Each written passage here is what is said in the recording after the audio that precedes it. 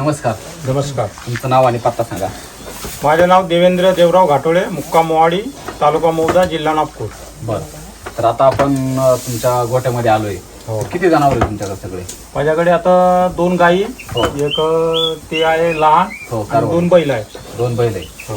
बरं. तर तुम्ही मिल्क चार्जरचा वापर करताय सध्या. हो. तर तुम्ही सुरुवात कशी केली? सुरुवात पहिले मी सामनेरवरून आणलं होतं 1 किलो, बरं. आणि तो बैलांना दिला पहिलं.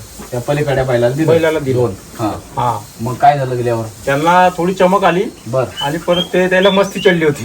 ताकद आली अंगात. ताकद आली अंगावर. बरं. मग त्यांना बंद केलं, मग गायला चालू केलं. गायला चालू केलं? हा. मग त्यांना का बंद केलं? ते म्हणजे काम नाही, ते असे अंगावर येत चक्कर असे, म्हणजे पूर्ण अंगात ताकद आली. ताकद आली त्यांच्या. बरं. मग तुम्ही त्यांना थांबवलं थोडं? त्याला थांबवलं, मग शांत केलं. शांत केलं.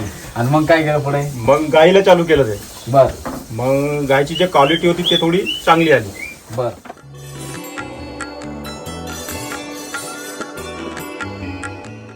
एका गायला वापरलं? एकाच गायला वापर. काय फरक पडला त्या गायला? त्या गायला म्हणजे ते हिटवर येत होती, परंतु थांबत नव्हती, राहत नव्हती. बरं. ओके. मग मिल्क चार्जर चालू केल्यानंतर हो, मग तिला ते बरोबर जागेवर आली. 3 बरं. महिन्यात बरोबर राहिली. बर. आणि मग सामोरे दूध चालूच होतं तिचं. दूध चालू होतं. हो. तुम्ही सांगत होते की म्हणजे दुधाला रेट काय चालू आहे?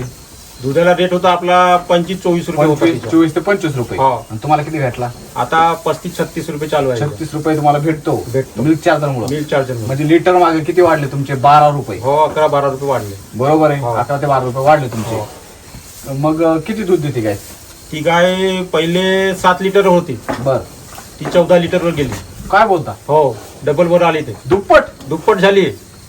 काय बोलताय तुम्ही? हो. डायरेक्ट 7 वरून डायरेक्ट 14? हो, 14. आता 14 चालू आहे. लोक विश्वास नाही ठेवणार. नाही, विश्वास नाही ठेवणार.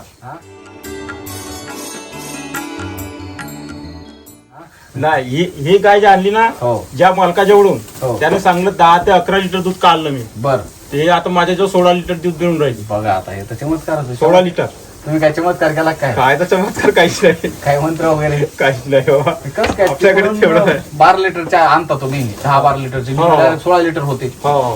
7 लिटरच्या आणते, इकडे 14 लिटर होते. 14 लिटर. काय चमत्कार केला तुम्ही? मिल्क चार्जरचा. मिल्क चार्जर वापरता? Milk charger. बरं. कंटिन्यू तुम्ही सोडलंच नाही आता? नाही.